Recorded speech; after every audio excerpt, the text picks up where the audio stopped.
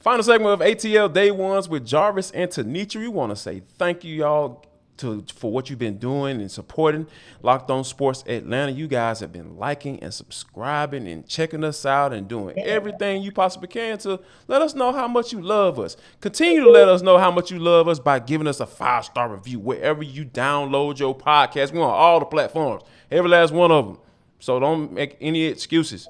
And go ahead and tell us you love us. And make sure you move that bar all the way over to 5 stars. Really appreciate that. All right, for those you don't know, this is For the Culture. It is the intersection between sports, entertainment, and the culture. And sometimes, some days, it's just whatever the hell we want to talk about. That's just how we get down.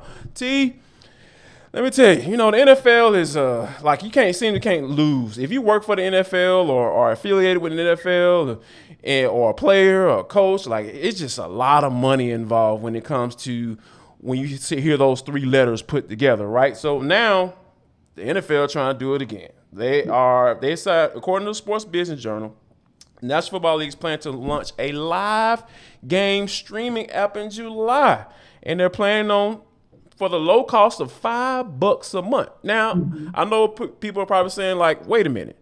Don't y'all have all these major TV companies and cable companies paying all these fees and stuff to broadcast y'all stuff? Why are they doing this? And I think that, when you think about it, how people kind of are in the space where they're used to streaming. I know I was kicking and screaming to go to it, but at the end of the day, it's a little bit less expensive than actually cable. But I found myself to kind of coming back to cable because of the sports. Like that's my thing. We have to be able to follow sports and talk about these things. So we, to do you all a good service, we have to have cable in order to watch those games so we can give our a genuine opinion about what's going on. So I think that this is an interesting move, but my question to you though, T, is the NFL just being a little bit too greedy? No. Because it's what they do. Right. I mean, they showing us who we are, right? Like they show you who we are, believe it, right? Right. This is who they are. They are always going to go after every revenue stream there is. And low key it is greedy, but it's also just good business. And it's also just being proactive because more and more people are cutting the cord. And you are absolutely right. People like you and me who have to watch sports for a living, or even those who are diehard sports fans and they can't get around that regional sports network, if you will, because that's where they're going to see their baseball games or their basketball games, for example, or they have to watch the affiliated network like NBA TV. NFL Network, MLB TV. You have to have cable for it, right? However, the more we look at it, the more there's opportunity for watching sports and consuming it in different ways, right? Amazon is coming out with their lineup, if you will. You can now consume sports on YouTube. There are some games that just go Twitter Live. So why not jump on into the streaming platform, if you will, jump into that space, NFL, own the space like you do everything else and get paid to own it. Smart business move and smart to see what the trajectory of sports is going to be going forward. And and when in actuality, when you think about it, like the NFL brand is probably as strong as it's possibly ever been, right? Whether right, wrong, or indifferent. Right. You know what I'm saying? Like, regardless of what type of news is going on about players getting in trouble or the amount of money that these guys made, or the owners, preaching diversity but not really doing it themselves, whatever the topic is, I think that the NFL rules 12 months a year. They figured out how to do that. And I think that with them putting out an app that's only $5 a month, now, granted, you still have to pay for the internet to be able to do it. And they say they're going to be on your mobile device. You're going to be able to access it via your mobile device. So that's reasonable. This may be something that a lot of people might be interested in. And you're talking about $5 a month. Man, the NFL is at it again. I can't hardly blame them. All right. One person another guy I can't blame, T, the guy who's about to get ready to marry Nia Long, and I know people like, who are you talking about? I'm talking about the head coach of the Boston Celtics, Ime Udoka.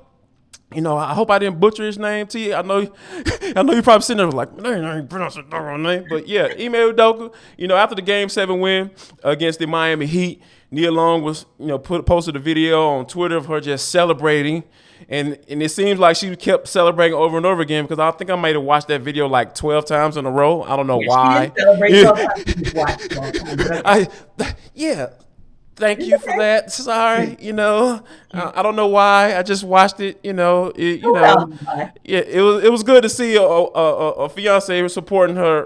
Person she's about to get ready to Yeah, marry. That's that's what. why. Yeah, Yeah, there you go, Nia. Good job, Nia. But yeah, like you mentioned earlier in the show, like we have no idea how old Nia Long is because she looks exactly the same when we first saw her on screen at Friday in 1995. Like she looks no, exactly the same. right. This is And ridiculous, right?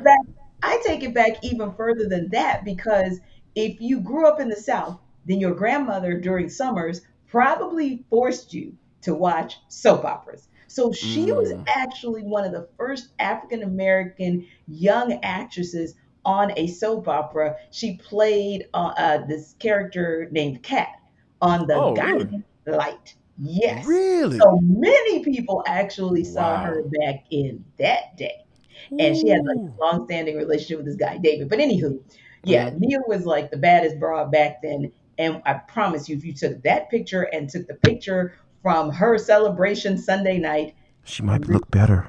she actually looked like she's like fine wine. I gotta give it to sis. She's like Fine fine wine. wine, So yes. I figure we don't know what's gonna happen on the court in the best of 7 series that starts tomorrow night between the Warriors and the Celtics. But we do know somebody who's already winning off the court, and that is Ime Udoka because that is Winning. his love, and that is Lord. Nia Long for keeping it tight and right all these years and giving everybody goals. My goodness gracious! So yeah, we're just giving the queen all the flowers while we can because regardless of the outcome, off the court, on the court, off the court, whoo, folks is winning. Anyway, you guys will be winning as well if you make your first stop here on the Locked On Sports Network ATL Day Ones. But make your second stop hitting heart with John Chuckery because let me tell you, if there is nothing else in this world that you want to check out once you finish checking us out, it is hearing Chuck give commentary on what's going on in Destin with those SEC meetings and most definitely what's going on with those Atlanta Braves down there at Truist Park, or in this case,